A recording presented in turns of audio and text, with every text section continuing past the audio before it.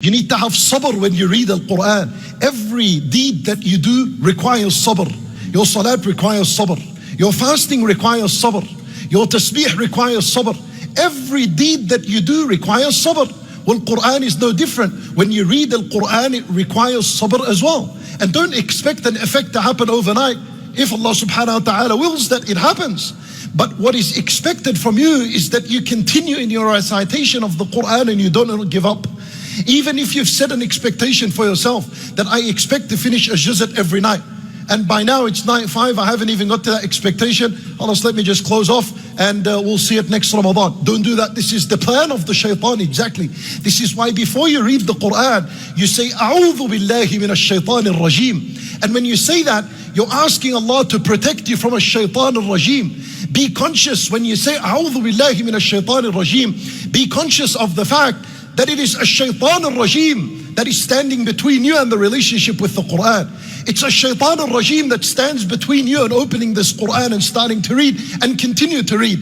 It's a shaitan that stands between you and this Quran.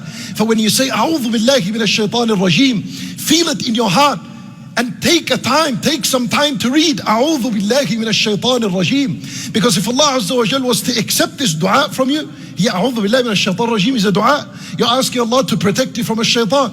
If Allah was to accept this dua from you, you'll find yourself on a highway with the Quran. You'll find yourself going forward with the Quran. And then before you begin to read, you say, Bismillahir Rahmanir Rahim. In the name of Allah subhanahu wa ta'ala, the most merciful, the all merciful. When you read this name, Ar-Rahmanir Rahim, when you read this name of Allah, realize and understand, this is where you're going to find the rahmah of Allah. This is where you're going to find the mercy of Allah. And this is the garden of His mercy and the garden of His blessing. This is where the kindness and the compassion and the gentleness and the mercy is found within this book. And then you begin to read. And one very important tip that you're supposed to do as you read this Quran and begin to draw nearer and nearer to this Quran, convert every ayah into a dua. Convert the ayat you read into a dua. So when you begin and you say, Alhamdulillahi Rabbil Alameen, Ar-Rahman Ar-Rahim, and you realize and you understand that Ar-Rahman Ar-Rahim are two names of Allah Azza wa Jal, stop there.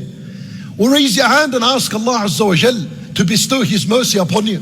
You read Maliki Yawmiddin, the King and the Owner and the Master of the Day of Judgment. Stop and say, Oh Allah, make that day easier upon me and my family and the Muslims. Iyaka na'bud, you alone we worship. Stop and say, Oh Allah, a'inni ala dhikrika wa shukrika wa husni ibadatik. Help me and aid me and support me to continue in your worship.